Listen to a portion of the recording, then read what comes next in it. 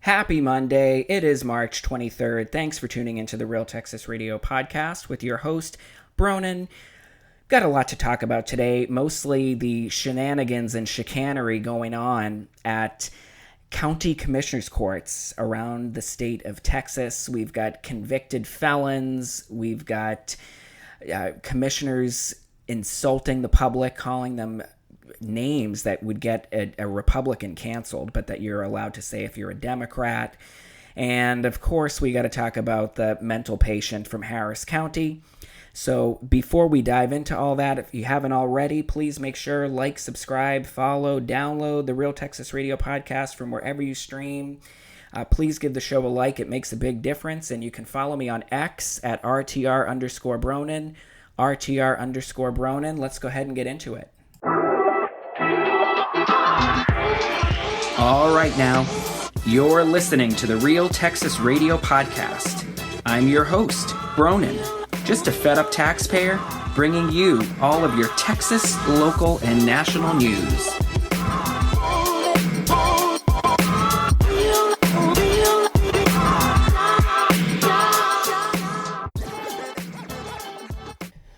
I guess we can start out talking about Dallas City Hall. There's really no update. The city council, they haven't met in a couple of weeks. We haven't seen any of the committees meeting. There haven't been really any more smoking gun pieces, or there's really been no smoking gun at all that come out of the 5,000 emails or records, which included schedules for Kim Tolbert and city councilors, I believe, and developers.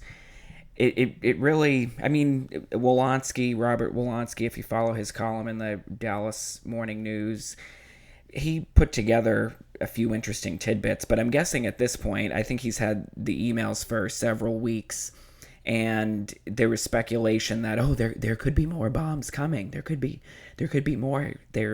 He's just sifting through the emails, filtering. You know what?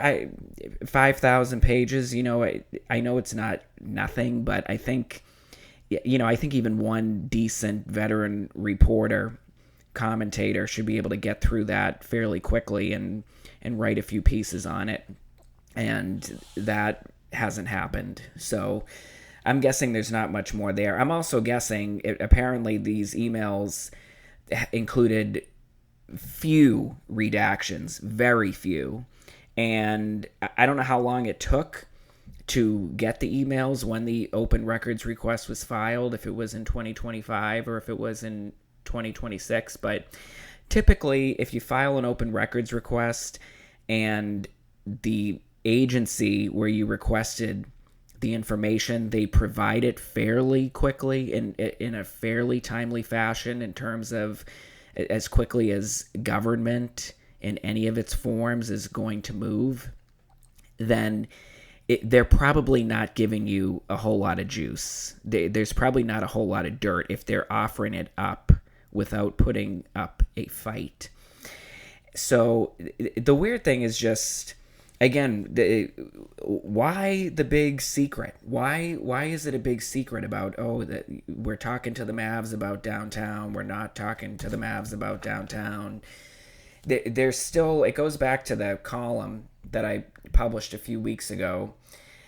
There's just no vision expressed. There has been no publicized vision, certainly not from the mayor's office, that can rally the public and unify the public about this project and get the public excited about reimagining the southern part of downtown.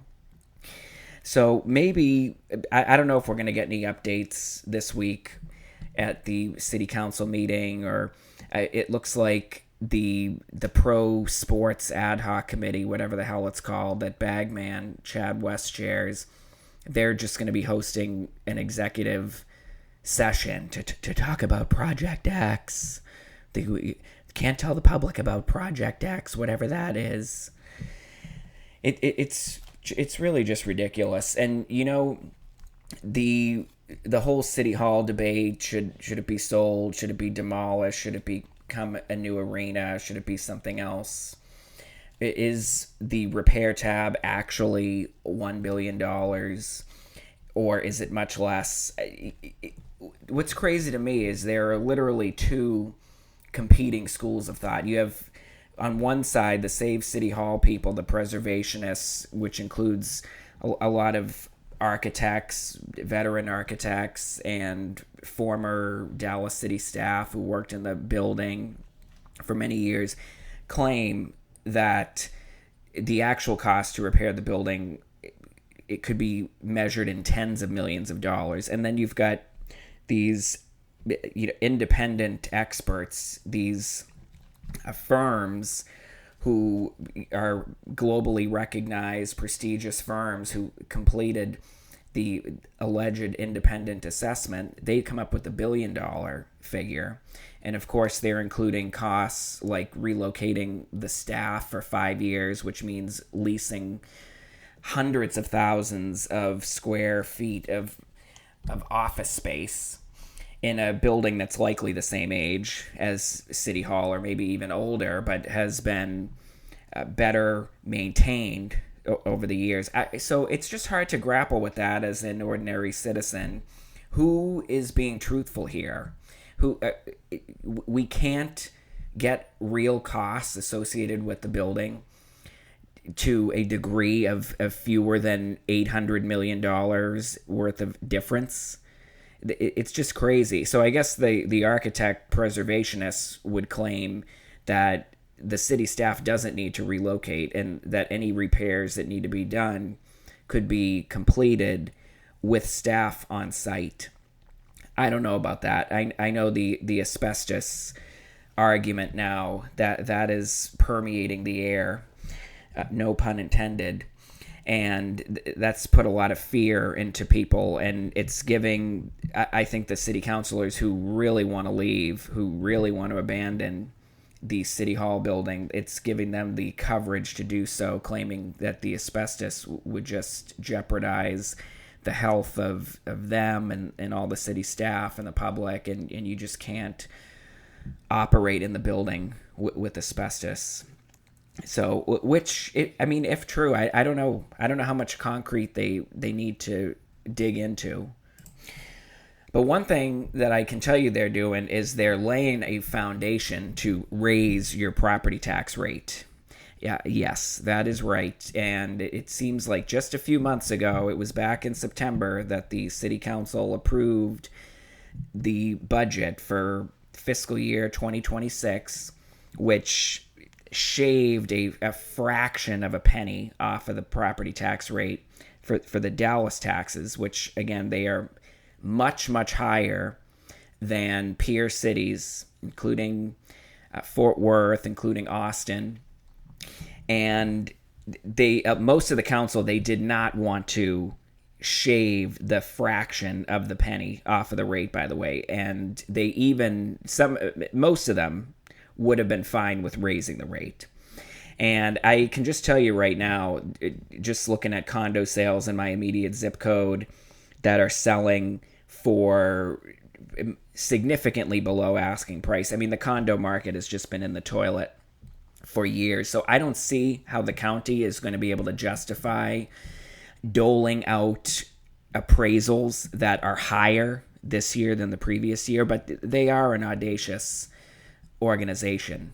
So they just may, but there's plenty of ammo for citizens to be able to fight, for taxpayers to fight. So I think that it's going to be a bloodbath in terms of appraisals. I think a lot more people are going to be paying attention, and I hope they are. But that's just going to mean that the city council here in Dallas and any other city council that's in the same situation in Texas, and which I suspect is going to be Austin as well, they're going to be fighting to raise the property tax rate, and they're going to point to City Hall, and they're going to say, well, that's $1 billion right there, and or we're going to have to move and spend hundreds of millions of dollars over the next few years, so we got to raise that property tax rate. That's what they're going to say, and of course they're going to blame Prop U and having to fund more for police and their pensions. I have a feeling they're going to try to to get rid of that. I have a feeling they're going to try to roll back or eliminate Prop U the next time they can revise the charter and put it before the voters. And I think that the City Hall is really good coverage. I think I think they could use that narrative. Well, if we rolled back Prop U, if we didn't have that pressure of Prop U, then we would be able to fund all of these City Hall repairs. We would be able to save the people's house after all. But, it's just tough times. And, those libraries. Oh, the libraries. Oh, we can save like $2 million a year on the libraries if we just cut back the libraries in Kara Mendelssohn's district and Paul Ridley's district, the two councilors who are really fighting the hardest against abandoning City Hall and obviously are getting punished for that. So it's par for the course. We have a real leadership vacuum. Is the mayor running the city? Is the city manager running the city? Is somebody else running the city? What is the city council doing? It seems like the staff are usually getting over on the city council. And, they're fighting each other, fighting all of their separate battles in their respective districts, which makes me think, would we be better off if we had some at-large council districts and we had fewer district seats? If we had 2 or 3 at-large city councilors who could be more sensible, we could actually get some people who might have a better facility for being able to analyze a budget, for example, be able to look at actual spending, and instead of having the complete lack of creativity like the Dallas Morning News editorial board, and the only thing in Dallas's budget that they were able to point to for their editorial about what a tough budget season it's going to be coming up in a few months is $2.6 million cutting back libraries. That's all they could come up with. Kara Mendelssohn, she puts forth suggestions all the time. Consultants. I just told you about in Austin, over a 2-year period, 2023 to 2025 in Austin, the city spent almost $300 million on consultants. And they didn't track much of it. So they can't tell you if the consulting was worth a damn. Well, you know what? I can tell you, it wasn't worth a damn. When is it ever worth a damn? You know what? Whenever things really get tough, really, once the public, they're able to turn their goldfish attention span away from Palestine or marijuana or abortion or trans, or now we're looking at the gas prices again. But when the public actually does start to turn their attention, in the rare instances that they do, toward what's going on at their city hall, the consultants, they get laid off pretty quickly, because guess what? The city still functions just fine without any consultants. What about all the fleet vehicles? Kara Mendelssohn pointed to the potentially many excess fleet vehicles that Dallas owns and then has to insure and then has to maintain. Perhaps we could get rid of those. No, but you know what? That's not the headline news. Oh, we cut a bunch of consultants you've never heard of from the XYXKL whatever agency. Oh, we were able to eliminate 200 fleet vehicles. And we were able to save millions of dollars. No. We need to put the libraries or the firefighters. We're going to have to close the fire station. Oh, you got to give us more money. And if you don't give us more money, it's because you hate black and brown people. And you hate people that rely on public transit. Ugh, stop it. Would you just stop it? So I'm keeping an eye on it. All right, moving right along. I published a column, which you can find on X, RTR_Bronin, RTR_Bronin. And at Substack, you can find me on Substack at Bronin.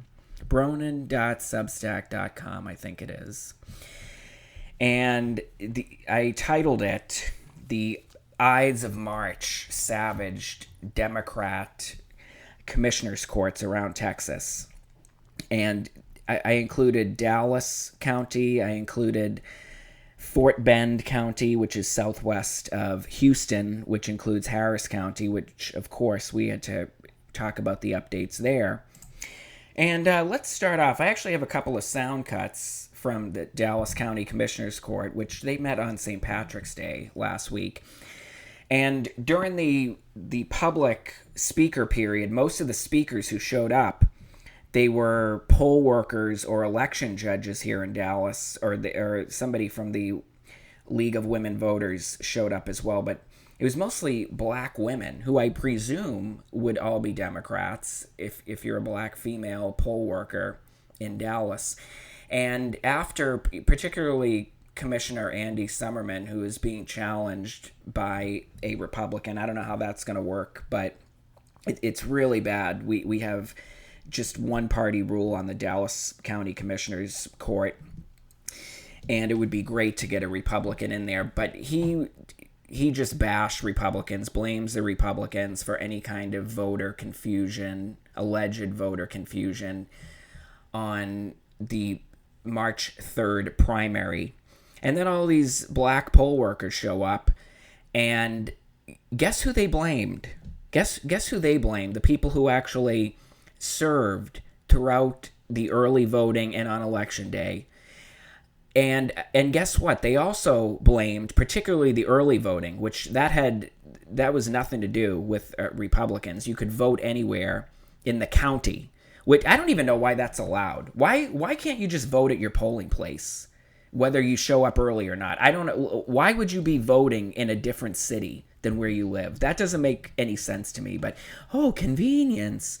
It's all about convenience for the voters. You know, isn't it so that the most convenient polling place is the one nearest your house?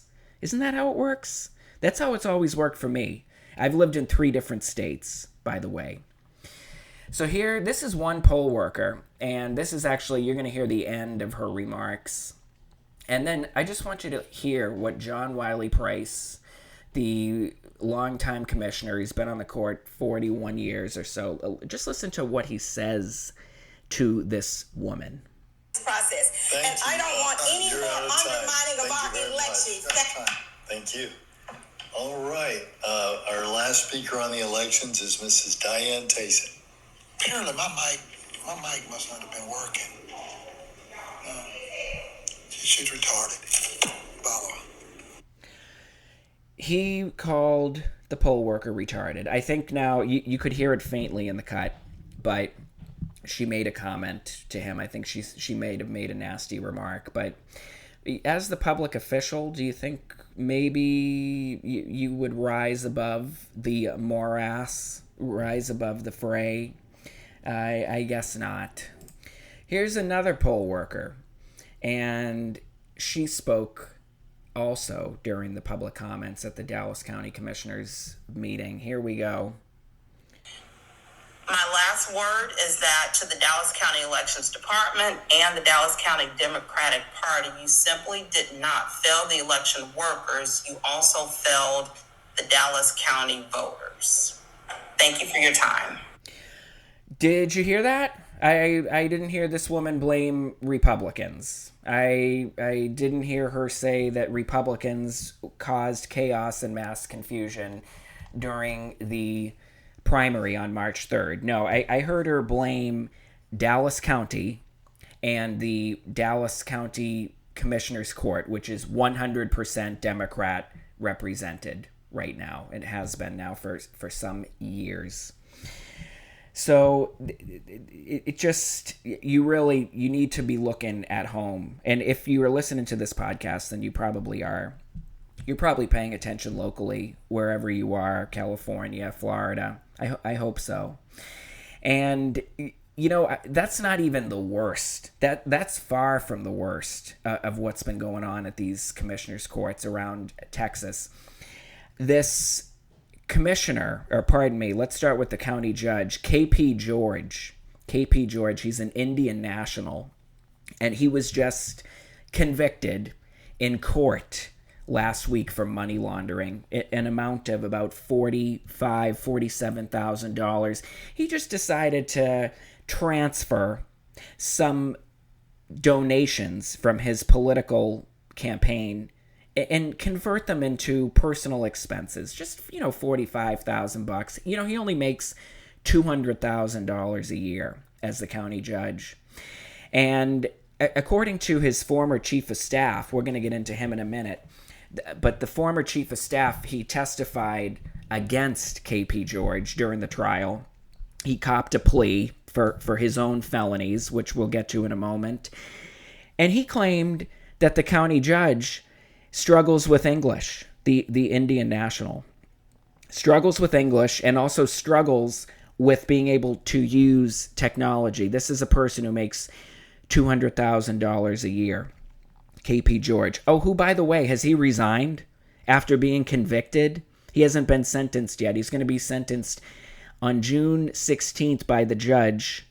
His sentence could range up to 10 years in prison, but he's probably going to appeal anyway. He may get 2 years or fewer in prison.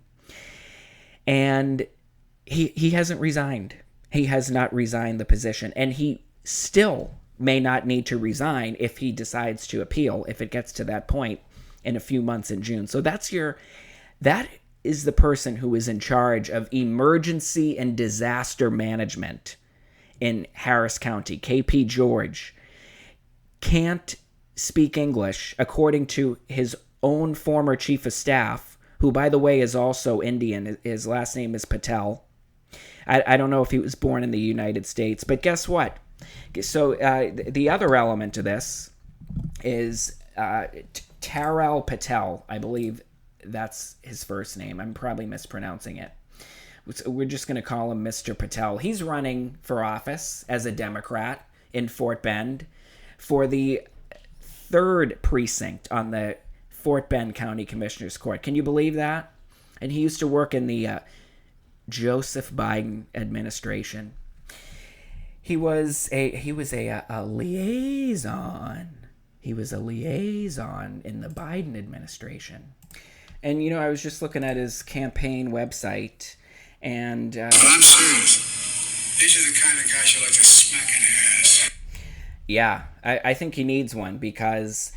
Well, so I was looking at his campaign website, but first, before I mention that, as the chief of staff for the corrupt money laundering convicted KP George, still the county judge in Fort Bend, he created fake social media accounts, and he used the name Antonio Scallywag, and he posted racist remarks against the county judge. Hindu-phobic. First time I ever heard that word. And then the county judge, the corrupt money laundering convicted felon county judge, used the fake social media posts that his chief of staff orchestrated and posted to garner sympathy for his re-election bid. And so he got busted. This Taral Patel got busted, and he pled guilty to felony for doing this. And then he snitched on the boss, testified against him on behalf of the prosecution. And he's still running for a county commissioner. And you know what he has on his campaign website for his experience? Served as a law clerk for the Department of Justice Criminal Division in the Public Integrity Section. Public Integrity Section, fighting corruption, bribery, and other crimes at all levels.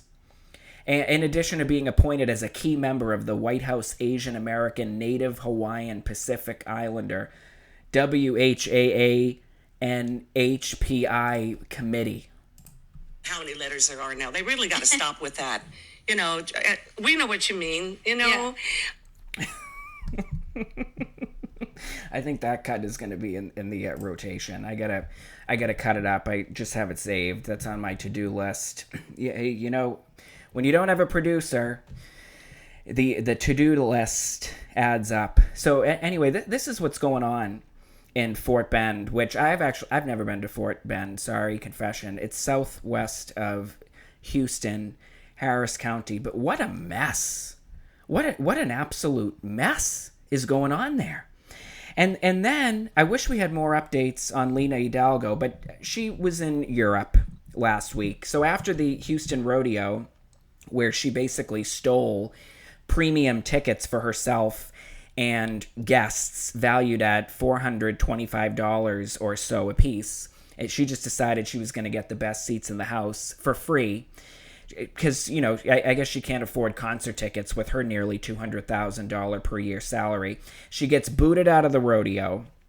And then, after she launches a days-long humiliation campaign, self-inflicted 100%, tries to blame the Houston rodeo, blame law enforcement, blame just anti-Latino attitude. I wonder how many of the law enforcement were Latino, which in Harris County, probably most. And then Tom Ramsey, the only Republican on the commissioner's court in Harris County, he comes out and just blasts her for being just a completely obnoxious disgrace to Harris County, a total embarrassment. And he drafts a resolution, and he tried to have a discussion about this fool at the county commissioner's court. But he was blocked by all the Democrats, all of the Democrats who hate Lena Hidalgo, by the way. I don't know if Ellis hates her. I think he just uses her as a pawn. But the other two, Garcia and Briones, I mean, they just delight in humiliating her for the fool that she is. But they wouldn't let Ramsey read his resolution. They do, apparently. They have a rule about reading resolutions. You can only do it at certain meetings. And Ramsey, he asked the colleagues to suspend the rule so he could do it. So they turned him down. They said, no, you can't do it. And, I thought that there were going to be more citizens showing up to call on Lena Hidalgo to resign. And again, she didn't show up because she was in Europe on a trade mission in Germany and Portugal, and she went somewhere, the Netherlands as well. How nice. I wonder how much that cost the taxpayers. She just went to France last year in June. She went to Paris. That was another trade mission.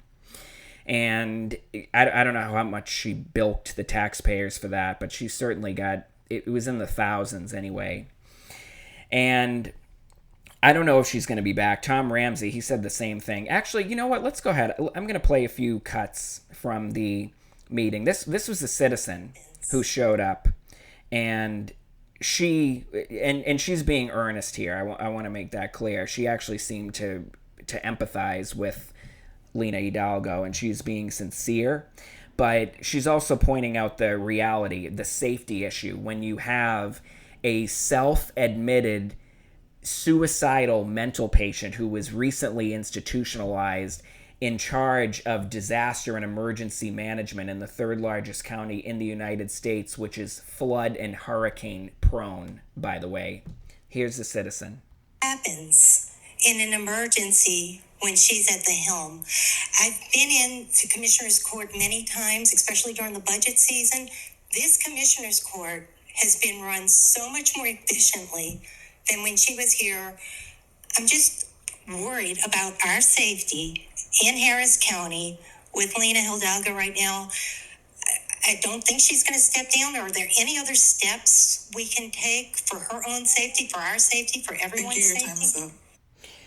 Yeah, they ushered her out of there pretty quick. I think you only get 1 minute to speak at the Harris County Commissioner's Court, but there's a lot more public interest I've noticed in Harris County than in Dallas. It's usually a few